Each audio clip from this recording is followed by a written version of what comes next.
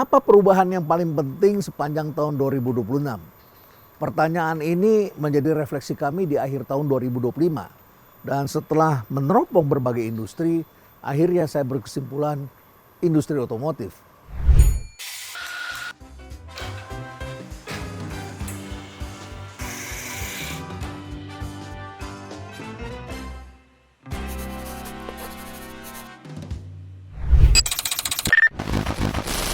Industri ini sangat menarik karena beberapa tahun terakhir ini terjadi pertarungan yang begitu dahsyat di antara mesin yang selama ini kita kenal, yaitu ICE atau Internal Combustion Engine, melawan produk baru karena disrupsi, yaitu EV, Electric Vehicle, kendaraan mobil listrik. Dan kita bisa melihat sekarang persaingannya begitu dahsyat. Pertarungan ini mengingatkan saya pada sesuatu yang saya pelajari pada tahun 1990-an. Ketika rombongan dari sekolah bisnis terkemuka yang berbasiskan teknologi di Boston, MIT mengirim sejumlah ahli untuk meneropong apa yang dilakukan Jepang. Pada saat itu, industri otomotif Amerika tengah digempur oleh industri otomotif dari Jepang. Masyarakat di Amerika begitu ingin dan begitu memuja produk-produk seperti Toyota dan sebagainya. Bahkan merek-merek itu menjadi the best car of the year. Tidak hanya dari reputasi, melainkan juga dari keinginan pasar. Pasar menilai produk yang memang bagus, efisien, dan juga ramah bagi para pengguna. Nah, mengapa itu terjadi? Rombongan dari MIT kemudian berangkat ke Jepang untuk melihat kembali. Dan di dalam kata pengantarnya mereka bercerita. Ini seperti sebuah kejadian yang berulang dalam sejarah ketika pada tahun 1940-50-an setelah Jepang habis dibom oleh Amerika, maka rombongan pelaku usaha atau industriawan dari Jepang berangkat ke Amerika. Mereka kemudian diajarkan cara membuat mobil. Mereka pergi ke Detroit, pusat industri otomotif Amerika. Amerika ingin membantu untuk membangun kembali industri di Jepang. Dan ketika rombongan ini berangkat melihat Detroit, mereka mengatakan, kami juga bisa bikin. Dari segi teknologi mereka bisa bikin. Maka di Jepang mulailah mereka membuat mobil dan kita mengenal mobilnya masuk ke sini dengan kualitas apa adanya. Dulu mobilnya antara lain yang dikenal masyarakat Indonesia adalah Bemo. Bemo itu seperti kaleng begitu ya. Tapi tidak disangka ternyata puluhan tahun dia bertahan di pasar. Bahkan di beberapa tempat sampai hari ini masih ada. Roda 3, bunyinya berisik, dan lantainya itu seperti kaleng. Tapi kok tahan lama ya? Orang-orang Jepang kemudian memperbaiki produk itu dari masa ke masa. Ini dikenal dengan proses manajemen yang dikenal dalam Kaizen. Mereka melakukan perbaikan terus-menerus. Continuous improvement. Sedangkan di Amerika, mereka melakukan perbaikannya hanya secara bertahap pada waktu tertentu. Lalu kemudian rombongan ini melihat apa sih sebetulnya yang terjadi di Jepang. Dan ketika mereka melihat, barulah mereka mengatakan apa yang mereka pikirkan ternyata berbeda. Di Amerika mereka berpikir Jepang ini telah melakukan upaya-upaya yang merusak pasar. Mereka tidak melakukan dengan serius.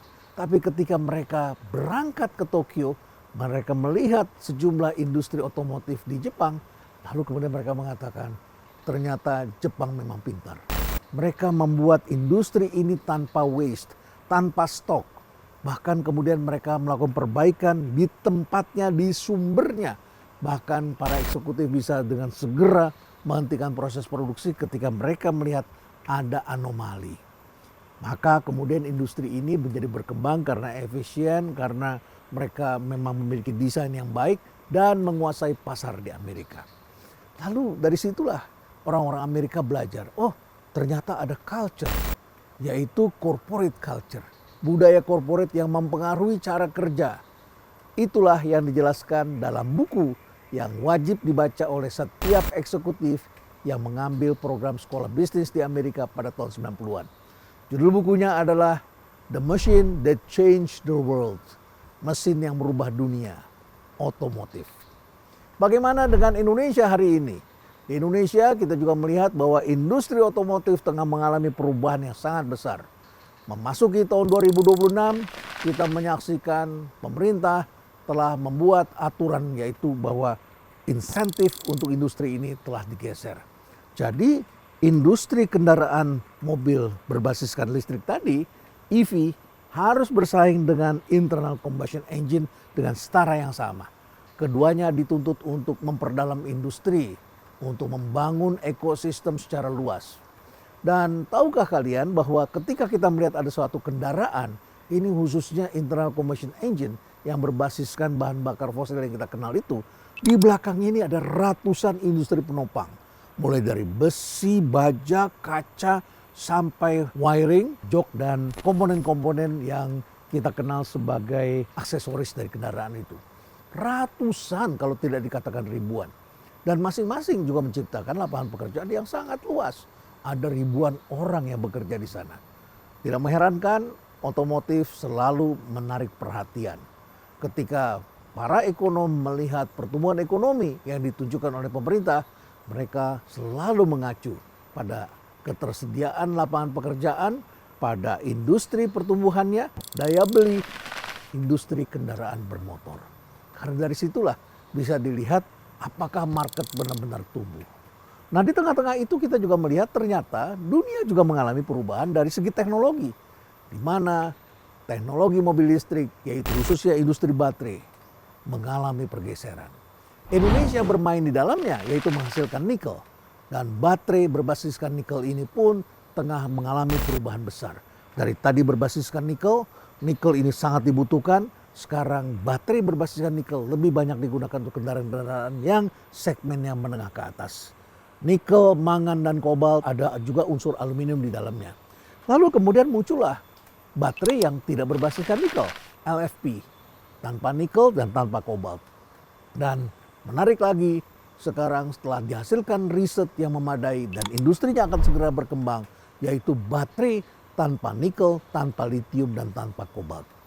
Sayangnya sampai hari ini belum berkembang cukup besar, tapi diperkirakan yang disebut the solid state batteries ini akan segera diproduksi. Bagaimana gambaran industri ini? Baiklah, saya akan menjelaskan kepada Anda bahwa dalam beberapa tahun belakangan memang teknologi ini berkembang sangat pesat.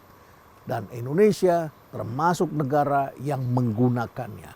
Masyarakatnya bergerak, berubah, dan tentu saja terjadi pergeseran yang sangat cepat. Dan perubahan ini tidak hanya terjadi di satu sektor seperti industri otomotif. Terjadi di hampir semua industri, dan kemudian kita melihat semuanya berbasiskan microchip, berbasiskan software, dan juga menggunakan AI, lalu kemudian berbasiskan data. Data menjadi sangat penting sekali. Dengan melihat data, maka pelaku usaha bisa menciptakan produk dan membaca peta persaingan. Nah, mulai dari industri handphone, kendaraan, hingga berbagai produk teknologi sehari-hari, pemain-pemain baru ini terus masuk, menawarkan teknologi baru, desain baru, dengan harga yang menggoda, sehingga kemudian pasar menjadi bergetar. Teknologi ini telah merubah kehidupan kita. Di industri ponsel misalnya, pilihan kita kan dulu terbatas pada pemain besar seperti Samsung dari Korea atau Apple dari Amerika. Sekarang kita menyaksikan muncul brand-brand baru datang menawarkan produk dengan desain yang lebih sophisticated, harga lebih murah, dan pilihan jauh lebih beragam. Tidak mengherankan, banyak sekali orang yang berganti-ganti gadget.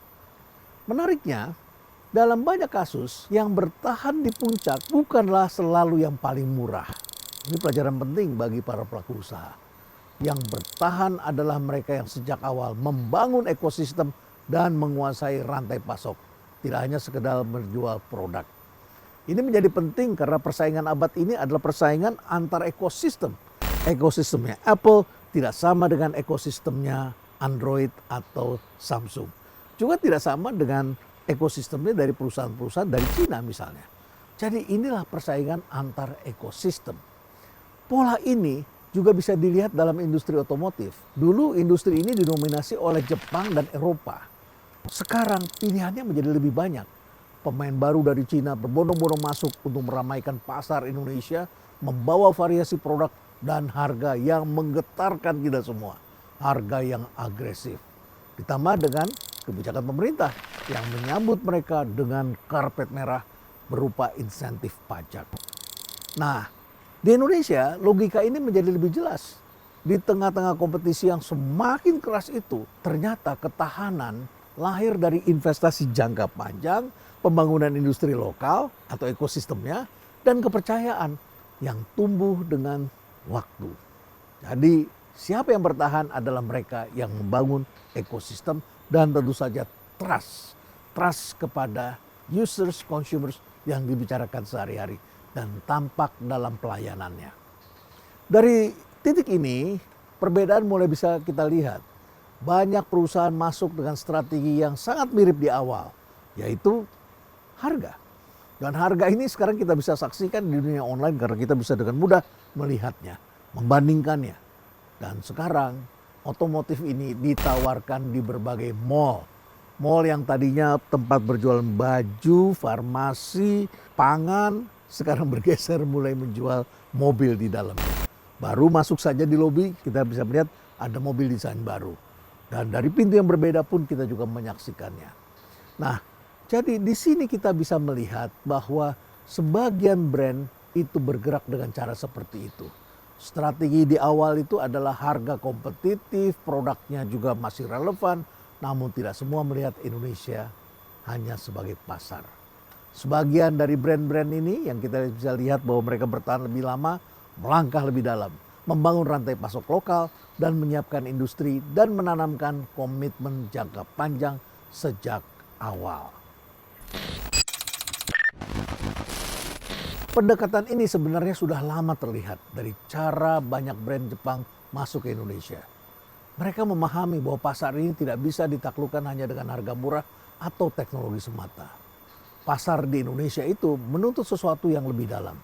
Pemahaman terhadap kebutuhan masyarakat, kesadaran membangun kepercayaan atau branding, dan kesediaan untuk ikut tumbuh bersama lingkungan tempat mereka beroperasi. Contoh sederhananya adalah Toyota, di mana saat krisis moneter tahun 1998, ini situasinya begitu mencekam ketika itu banyak sekali orang kehilangan pekerjaan, bank juga melakukan PHK besar-besaran, dan akhirnya daya beli masyarakat jatuh. Pada saat itulah masyarakat Indonesia mulai mengenal yang namanya kewirausahaan. Banyak orang yang akhirnya tidak bisa bekerja, beralih profesi menjadi entrepreneur.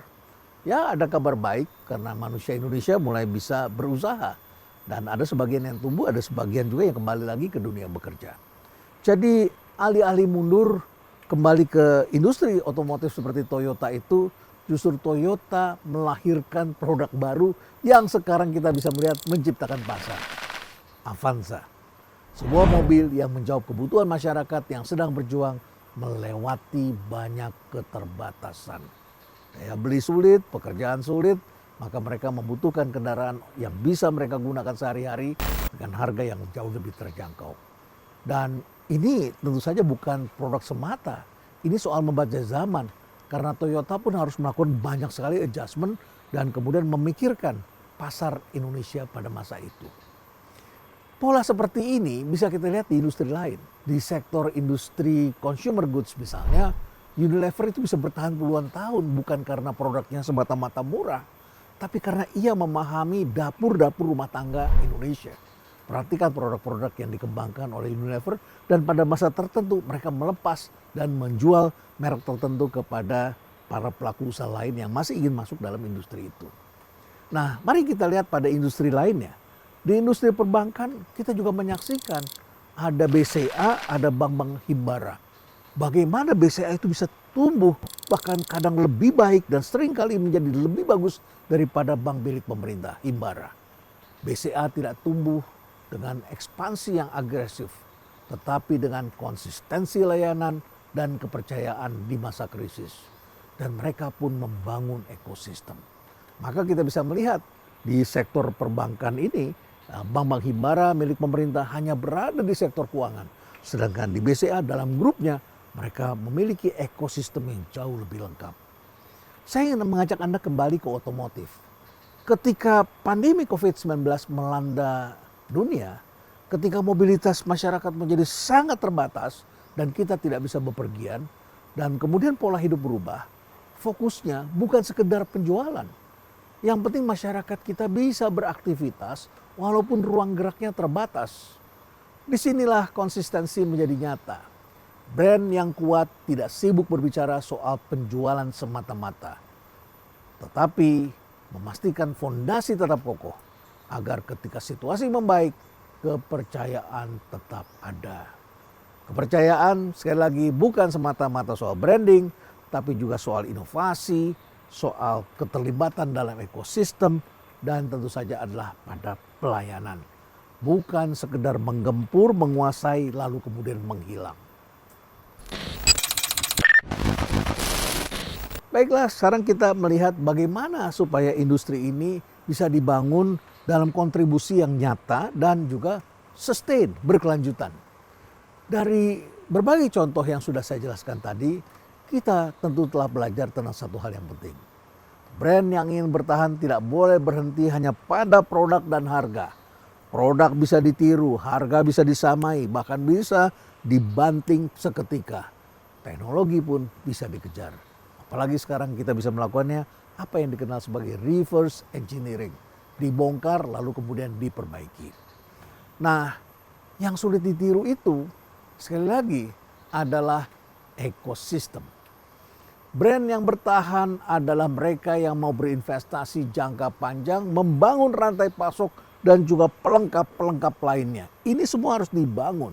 Seperti yang saya katakan kepada Anda, saya pernah beberapa kali diundang dalam satu seminar oleh satu kelompok yang namanya adalah Toyota Manufacturing Club. Siapa mereka?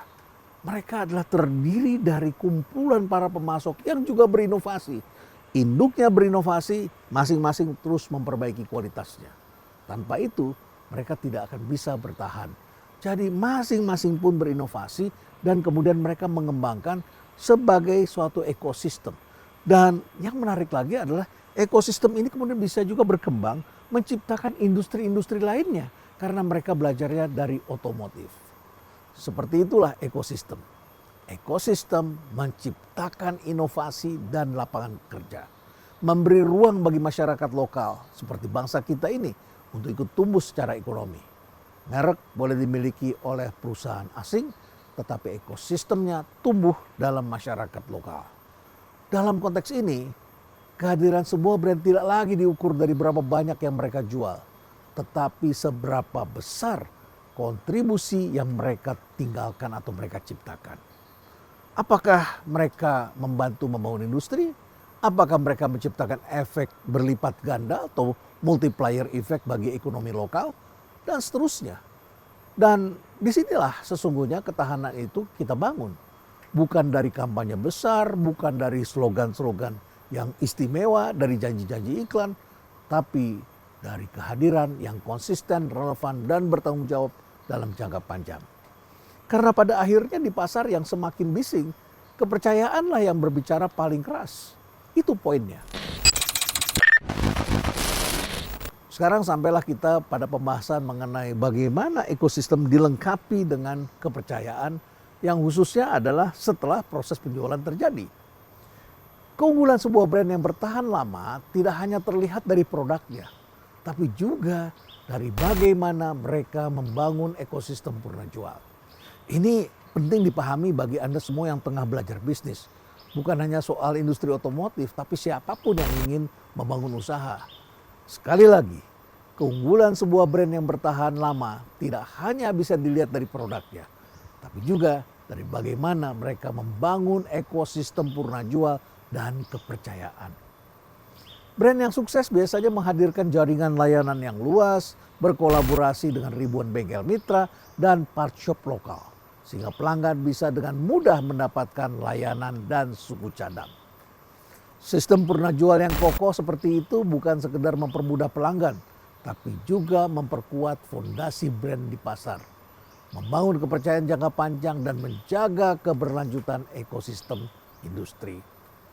Seringkali kita mengira kekuatan sebuah brand ada di produknya itu sendiri. Padahal ujian terbesar sebenarnya datang dari produk setelah produk itu dibeli, setelah euforia pembelian selesai, dan pertanyaannya apa yang tersisa dari situ. Ketika sebuah brand sudah memimpin pasar, Tantangannya bukan lagi menciptakan produk baru, tetapi menjaga kepercayaan. Saya membaca bahwa Toyota seperti yang saya ceritakan dari Machine That Changed the World itu sangat memahami bahwa inovasi tidak bisa berhenti di kendaraan, melainkan terus berlanjut ke pengalaman, pendalaman, dan apa yang terjadi setelah mereka memiliki produk itu. Bagaimana pelanggannya dirawat, dimudahkan, dan merasa aman dalam jangka panjang dalam life cycle kehidupan manusia. Itulah mengapa investasi besar harus diarahkan ke hal-hal yang seringkali tak terlihat. Jaringan yang semakin dekat, ketersediaan suku cadang, dan pilihan servis yang sederhana. Bukan untuk terlihat hebat, bukan untuk sekedar tampil di mall, tapi untuk menghilangkan kerepotan pelanggan. Dari sini muncul loyalitas yang sunyi. Pelanggan tidak bertahan karena terikat, tapi karena nyaman. Pindah merek justru terasa beresiko. Dan ketika banyak brand baru datang dengan janji-janji yang besar, barrier ini menjadi pembeda yang sangat jelas. Kita hidup dalam abad diferensiasi. Bagaimana pelaku usaha yang satu menunjukkan bahwa dia berbeda. Dan itulah yang menimbulkan pandangan tertentu di mata pelanggan. Mungkin itu sebabnya di tengah perubahan industri ternyata Toyota masih bisa bertahan dengan market share yang sangat besar. 31% lebih. Bukan semata-mata karena apa yang mereka jual, tapi karena apa yang mereka jaga setelah penjualan selesai. Sekarang mari kita lihat lagi ekosistem dan teknologi bagaimana ini jalin jemalin antara satu dengan lainnya. Bila kita amati lebih jauh, ketahanan sebuah brand tidak ditentukan oleh satu keputusan atau satu produk saja, tapi oleh pemahaman yang matang terhadap kebutuhan masyarakat dan ekosistem di sekitarnya.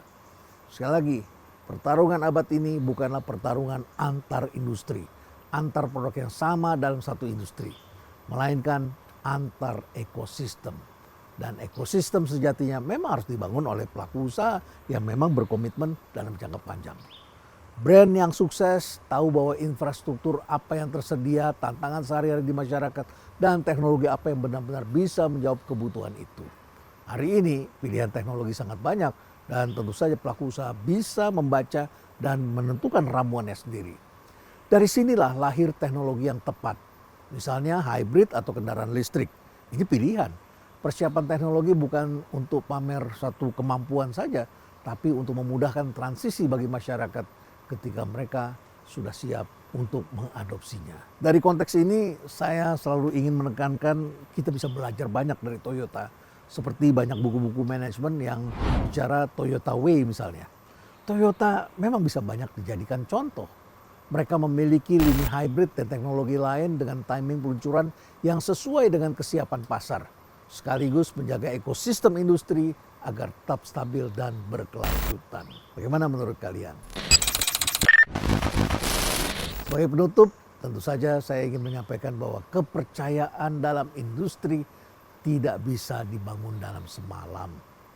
Dalam perspektif manajemen, ketahanan sebuah perusahaan terlihat dari pengalamannya melewati masa krisis dan apa yang mereka lakukan di tengah-tengah saat yang sulit. Dari proses belajar yang panjang dan dari ekosistem yang teruji di lapangan.